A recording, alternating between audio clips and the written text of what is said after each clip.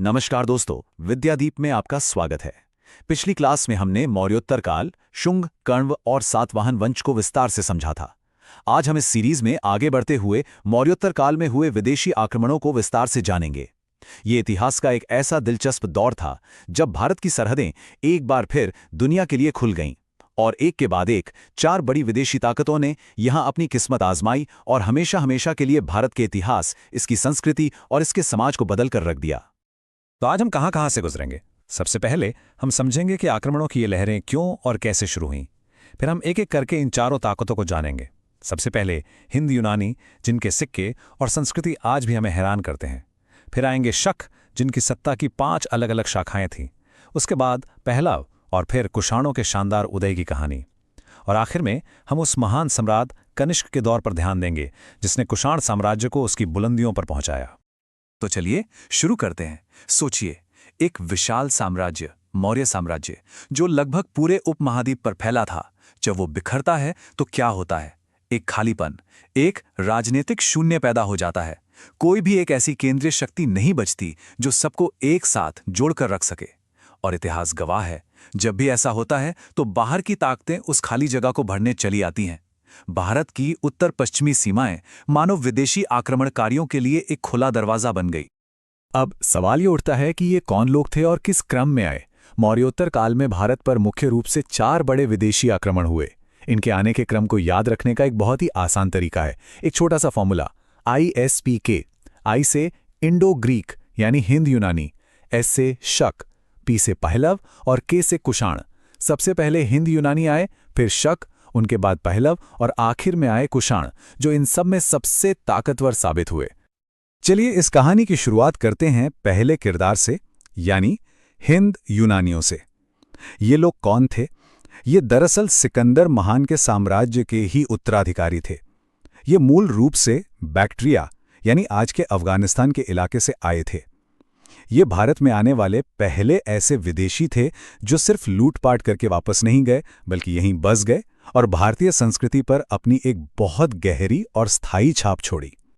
अब एक मजेदार बात यह है कि हिंद यूनानियों ने भारत में कोई एक बड़ा साम्राज्य नहीं बनाया, बल्कि उन्होंने 2 प्रमुख राजवंशों की स्थापना की जो एक ही समय पर एक दूसरे के समानांतर राज कर रहे थे। एक था डेमेट्रियस वंश, जिसके संस्थापक थे डेमेट्रियस प्रथम और इनकी राजधानी थी साकल यानी आज का सियालकोट। और दूसरा था यूक्रेटाइड्स वंश, जिसका केंद्र था उस दौर का मशहूर शहर तक्षशिला। और इन दोनों ही वंशों ने हमें कुछ बहुत ही महत्वपूर्ण राजा दिए। डिमीट्रियस वंश का सबसे प्रसिद्ध और शक्तिशाली शासक था मिनांडर, जिन्हें बौद्ध साहित्य में मिलिंद के नाम से जाना जाता है। मिनांडर की कहानी तो बहुत ही दिलचस्प है।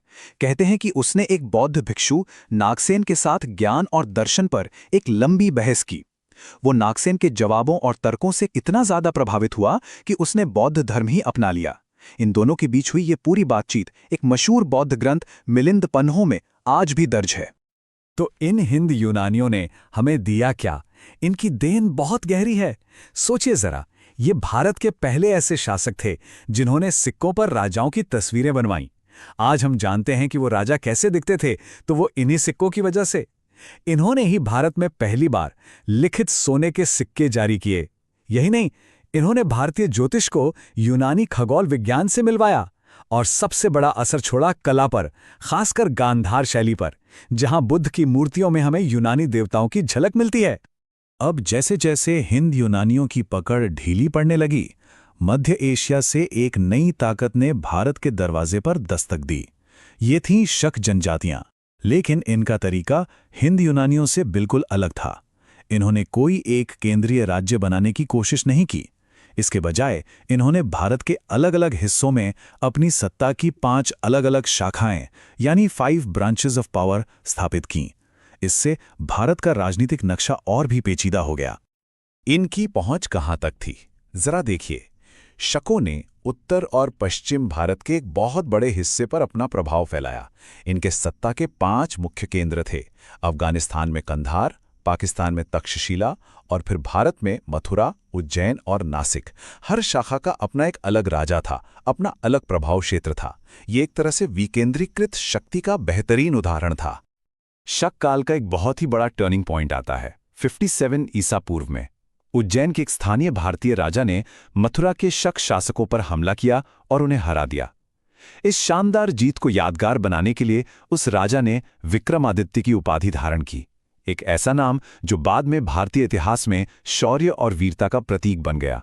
और सिर्फ इतना ही नहीं, इसी जीत की याद में उन्होंने विक्रम संवत कैलेंडर की भी शुरुआत की, जो आज भी भारत में बहुत प्रचलित है। अब अगर हम सबसे शक्तिशाली शक राजा की बात करें तो एक ही नाम सामने आता है, रुद्रदामन प्रथम, जो उज्जैन की शाखा से था। इसके बारे में हमें गुजरात के जूनागढ़ अभिलेख से बहुत कुछ जानने को मिलता है। ये अभिलेख अपने आप में एक मील का पत्थर है, क्योंकि ये विशुद्ध संस्कृत में लिखा गया पहला लंबा शिलालेख माना जाता है। इसमें न केवल रुद्रदामन की सैन्य जीतों का जिक्र है, बल्कि ये भी बताया गया है कि उसने सुदर्शन झील की मरम्मत करवाई थी। और ये वही झील है जिसे सदियों पहले मौर्य सम्राट चंद्रगुप्त मौर्य ने बनवाया था। शकों के बाद आते हैं पहलव, जिन्हें पार्थियन भी कहा जाता है। सच कहें तो भारत में इनका शासनकाल काफी छोटा और कम प्रभावशाली था, लेकिन ये इतिहास की एक जरूरी कड़ी है। ये एक पुल की तरह है जो शकों के पतन और भारत के अगले महान साम्राज्य यानी कुषाणों के उदय के बीच आते हैं। पहलवों का शासनकाल भले ही संक्षिप्त रहा हो, लेकिन एक घटना के लिए ये बहुत महत्वपूर्ण माना जाता है। माना जाता है कि इन्हीं के एक सबसे प्रसिद्ध राजा गोंडोफर्नीज के समय में सेंट थॉमस भारत आए थे। सेंट थॉमस को भारत में ईसाई धर्म लाने वाला पहला मिशनरी माना जाता है। अरब पहलवों के बाद मंच पर आते हैं वो लोग जो इस पूरे दौर की सबसे बड़ी शक्ति बनकर उभरेंगे, कुषाण। कुषाण साम्राज्य की नींव रखी थी कुजुल कडफिसीज ने। ये मध्य एशिया की यूएजी नाम की घुमंतू जनजातियों से थे।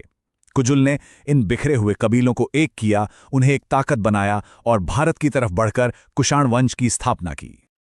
लेकिन भले ही नींव कुजुल ने रखी हो, उस नींव पर एक शानदार और मजबूत इमारत बनाई उनके उत्तराधिकारी विम कटफसीज ने। इसीलिए कई इतिहासकार उन्हें ही कुषाण साम्राज्य का वास्तविक संस्थापक या रियल फाउंडर मानते हैं। विम ने साम्राज्य का जबरदस्त विस्तार किया। वो शैव धर्म के बहुत बड़े अनुयायी थे और ये बात उनके चलाए सिक्कों पर साफ साफ दिखती है, जिन पर भगवान शिव, उनके वाहन नंदी और त्रिशूल की आकृतियां बनी हुई हैं। और अब हम पहुंचते हैं कुषाण साम्राज्य के शिखर पर, एक ऐसे सम्राट के दौर में जिसका नाम आज भी भारतीय इतिहास में बड़े सम्मान से लिया जाता है, सम्राट कनिष्क महान। कनिष्क का युग सच में कुषाण साम्राज्य का स्वर्ण काल था। साल 78 ईस्वी, ये साल इतिहास में हमेशा के लिए दर्ज हो गया। इसी साल कनिष्क सिंहासन पर बैठे और ये घटना इतनी ज्यादा महत्वपूर्ण मानी गई कि इसने एक नए युग, एक नए कैलेंडर की शुरुआत की। उनके राज्याभिषेक के सम्मान में शक संवत की शुरुआत हुई। और सोचिए, ये कोई मामूली कैलेंडर नहीं है, यही वो कैलेंडर है जिसे आज भारत सरकार द्वारा अपने आधिकारिक कैलेंडर के रूप में इस्तेमाल किया जाता है। कनिष्क सिर्फ एक महान विजेता ही नहीं थे, वो कला और धर्म के भी बहुत बड़े संरक्षक थे, खासकर बौद्ध धर्म के। उन्होंने कश्मीर के कुंडलवन में चौथी बौद्ध संगीति का आयोजन किया। ये बौद्ध धर्म के इतिहास का एक बहुत बड़ा टर्निंग पॉइंट था। इसी परिषद में बौद्ध धर्म के सिद्धांतों को अंतिम रूप दिया गया और यहीं से बौद्ध धर्म औपचारिक रूप से दो बड़ी शाखाओं में बंट गया, हीनयान और महायान। कनिष्क का दरबार उस समय के इंटेलेक्चुअल सुपरस्टार्स का केंद्र था। कौन नहीं था वहां? अश्वघोष थे, जिन्होंने बुद्ध की जीवनी बुद्धचरित लिखी। नागार्जुन थे, एक महान दार्शनिक जिन्हें भारत का आइंस्टाइन भी कहा जाता है। वसुमित्र थे, जिन्होंने चौथी बौद्ध संगीति की अध्यक्षता की। और महान वैद्य चरक, जिनकी चरक संहिता आज भी आयुर्वेद की सबसे महत्वपूर्ण किताबों में से एक है। सैन्य और सांस्कृतिक उपलब्धियों के अलावा कनिष्क के सबसे बड़ी रणनीतिक जीत थी उस जमाने के सबसे बड़े इकोनॉमिक हाईवे पर कब्जा कर लेना। जी हां, मशहूर रेशम मार्ग यानी सिल्क रूट पर। ये वो रास्ता था जो चीन के रेशम को रोमन साम्राज्य के सोने से जोड़ता था और ये सीधे सीधे उनके साम्राज्य के बीच से होकर गुजरता था। और सिल्क रूट पर कब्जे का मतलब क्या था?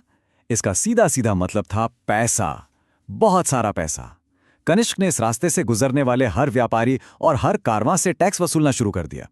ये टैक्स ही जल्द ही कुषाण साम्राज्य की आमदनी का सबसे बड़ा जरिया बन गया, जिसने उनकी अर्थव्यवस्था को जबरदस्त मजबूती दी और उनके साम्राज्य को बेहद अमीर बना दिया। तो आखिर में कुषाणों ने हमें क्या दिया? उनकी विरासत बहुत बड़ी है।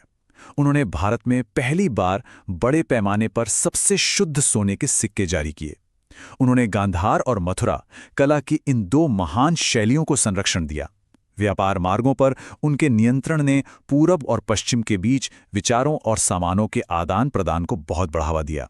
और हाँ, जब उनका पतन हुआ तो इसने भारत के अगले महान राजवंश गुप्त साम्राज्य के उदय के लिए रास्ता साफ कर दिया। तो ये सब देखकर एक सवाल मन में जरूर आता है कि ये जो सदियों तक टकराव चला, व्यापार हुआ और अलग-अलग संस्कृतियों का मेल-जोल हुआ, इसने आखिर कैसे उस जमीन को तैयार किया जिस पर गुप्त साम्राज्य का स्वर्ण युग खड़ा हुआ। ये एक जटिल दौर था जिसने आने वाली कई सदियों के लिए भारत की कहानी का मंच तैयार किया। इसी प्रकार की उपयोगी वीडियो देखने के लिए जुड़े रहिए विद्यादीप के साथ। दोस्तों, अगली क्लास में हम गुप्त वंश को विस्तार से समझेंगे। वीडियो देखने के लिए बहुत बहुत धन्यवाद। यदि आपको वीडियो उपयोगी लगा हो तो वीडियो को लाइक करें, चैनल को सब्सक्राइब करें और अधिक से अधिक लोगों को शेयर करें। यदि आप चाहते हैं कि इस प्रकार के वीडियो और बनाऊं तो कमेंट सेक्शन में नेक्स्ट पार्ट जरूर लिखें।